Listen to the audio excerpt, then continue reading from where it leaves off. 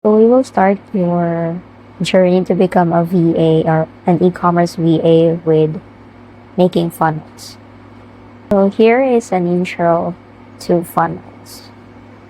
Matututunan nyo kung paano gumawa ng mga high converting funnels gamit ng Funnelish, GemPages, and Pagefly. So ano nga ba ang funnel? So ang funnel, it is the step-by-step journey of a customer when buying online. So for example, you will see an ad or Facebook ads or TikTok ads, and then you will click that link, Shop Now link. You will be routed to the landing page of a funnel. It's either an advertorial or a direct sales page, or sometimes we call it lander. And after that, when you click add to cart, and then hanggang sa purchase. So, bakit kailangan ng VA ang funnel skills? One, because it is in demand for Q4. Q4 means for an e-commerce VA or e-commerce world, for e-com world, Q4 is yung bear months. So now it's September, and it is the season of buying gifts. So in demand or booming ang e-commerce stores, not only in the Philippines, but worldwide.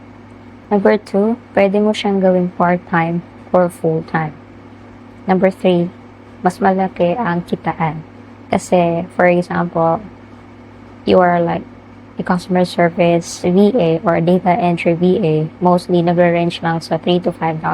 But dito, sa isang funnel, you can earn from $10 to $30 per funnel. Depende lang yan. For example, may barat kang client, sometimes nagbabayad na sila ng $10, mas madalas $15 pataas.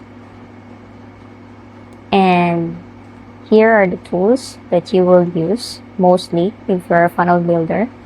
First is Funnelish, second is GemPages, at pangatlo is Pagefly. Marami pang iba, meron pa ding Replo, Zipify, and Shovan. But itong tatlo ang pinaka in demand. So I will teach you these 3. First, we will start with Funnelish. So I'll be creating a series on how to make the funnels step by step using Funnelish. We will start with Funnelish. So see you in my next video.